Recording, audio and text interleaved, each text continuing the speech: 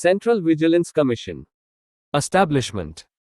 The Central Vigilance Commission, CVC, is the main agency for preventing corruption in the central government. It was established in 1964 by an executive resolution of the central government. Its establishment was recommended by the Santhanam Committee on Prevention of Corruption 1, 1962-64. Thus, originally the CVC was neither a constitutional body nor a statutory body. Later, in 2003, the Parliament enacted a law conferring statutory status on the CVC too. In 2004, the CVC has been designated as the agency to receive and act on complaints or disclosure on any allegation of corruption or misuse of office from whistleblowers under the Public Interest Disclosure and Protection of Informers Resolution, PIDPI, which is popularly known as Whistleblowers Resolution. The Commission is also empowered as the only designated agency to take action against complainants making motivated or vexatious complaints. 2A. The CVC is conceived to be the apex vigilance institution, free of control from any executive authority, monitoring all vigilance activity under the central government and advising various authorities in central government organizations in planning, executing, reviewing and reforming their vigilance work. Composition. The CVC is a multi-member body consisting of a Central Vigilance Commissioner, chairperson, and not more than 2 Vigilance Commissioners. They are appointed by the President by warrant under his hand and seal on the recommendation of a 3-member committee consisting of the Prime Minister as its head, the Union Minister of Home Affairs and the Leader of the Opposition in the Lok Sabha. They hold office for a term of 4 years or until they attain the age of 65 years, whichever is earlier. After their tenure, they are not eligible for further employment under the central or a state government. The President can remove the Central Vigilance Commissioner or any Vigilance Commissioner from the office under the following circumstances: a. If he is adjudged and insolvent, or b. If he has been convicted of an offence which, in the opinion of the central government, involves a moral turpitude, or c. If he engages, during his term of office, in any paid employment outside the duties of his office, or d. If he is, in the opinion of the President, unfit to continue in office by reason of infirmity of mind or body, or a. If he has acquired such financial or other interest as is likely to affect prejudicially his official functions. In addition to these, the President can also remove the Central Vigilance Commissioner or any Vigilance Commissioner on the ground of proved misbehavior or incapacity. However, in these cases, the President has to refer the matter to the Supreme Court for an inquiry. If the Supreme Court, after the inquiry, upholds the cause of removal and advises so, then the President can remove him. He is deemed to be guilty of misbehavior if he, a. is concerned or interested in any contract or agreement made by the central government, or b. participates in any way in the profit of such contract or agreement or in any benefit or emolument arising therefrom otherwise than as a member and in common with the other members of an incorporated company. The salary, allowances and other conditions of service of the Central Vigilance Commissioner are similar to those of the chairman of UPSC and that of the Vigilance Commissioner are similar to those of a member of UPSC. But they cannot be varied to his disadvantage after his appointment. Organization.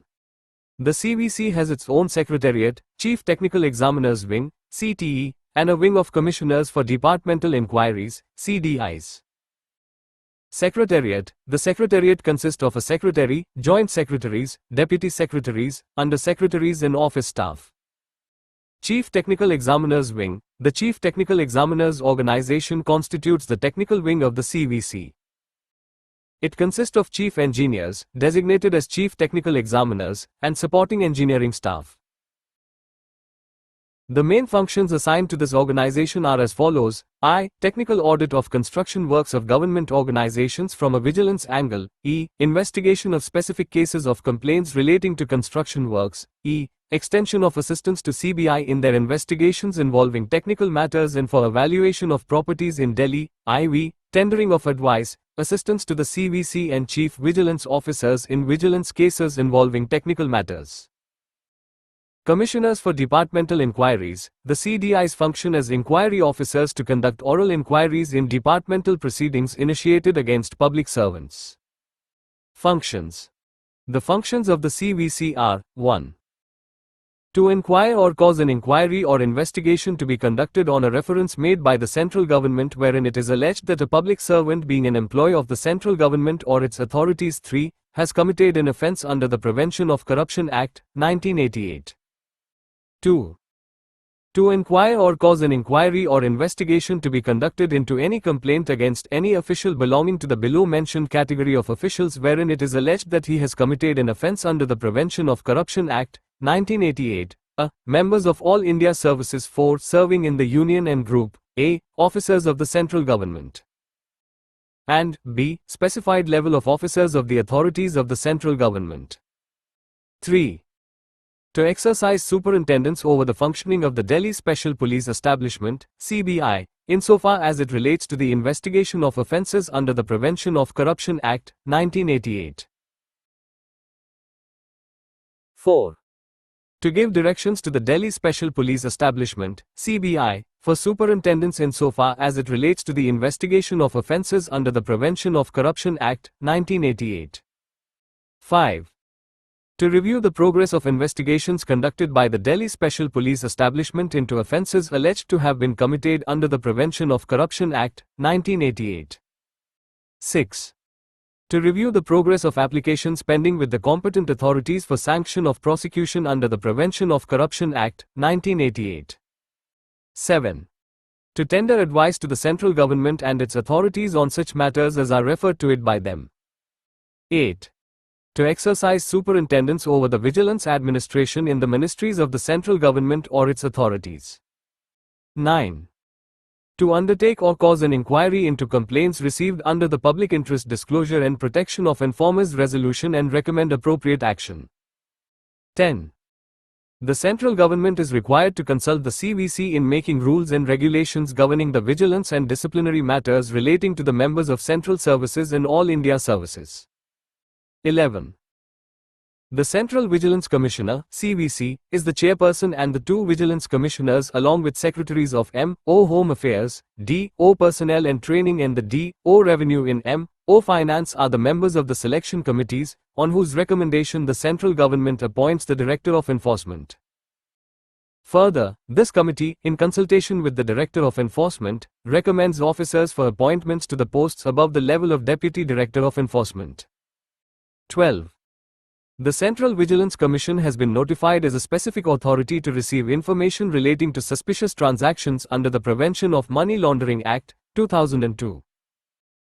The Lokpal and Lokayukts Act, 2013, amended both the CVC Act, 2003, and the Delhi Special Police Establishment Act, 1946, and made the following changes with respect to the functions of the CVC. 4A13. The Director of Prosecution under the Directorate of Prosecution in CBI shall be appointed by the central government on the recommendation of the Central Vigilance Commission. 14.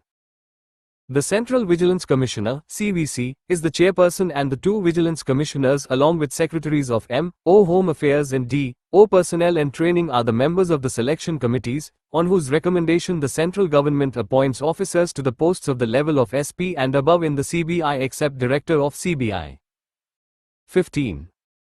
The Commission has been empowered to conduct preliminary inquiry into complaints referred by Lokpal in respect of officers and officials of Groups A, B, C and D, for which a Directorate of Inquiry for making preliminary inquiry is to be set up in the Commission. The preliminary inquiry reports in such matters referred by Lokpal in respect of Group A and B officers are required to be sent to the Lokpal by the Commission. Further, as per mandate, the Commission is to cause further investigation into such Lokpal references in respect of Group C and D officials and decide on further course of action against them. Jurisdiction. The jurisdiction of the CVC extends to the following. 1. Members of all India services serving in connection with the affairs of the Union and Group A officers of the central government. 2. Officers of the rank of Scale V and above in the public sector banks. 3. Officers in Grade D and above in Reserve Bank of India, NABARD and SIDBI. 4. Chief Executives and Executives on the Board and other officers of E8 and above in Schedule A and B, Public Sector in the takings. 5. Chief Executives and Executives on the Board and other officers of E7 and above in Schedule C and D, Public Sector in the takings. 6. Managers and above in general insurance companies. 7. Senior divisional managers and above in life insurance corporation. 8.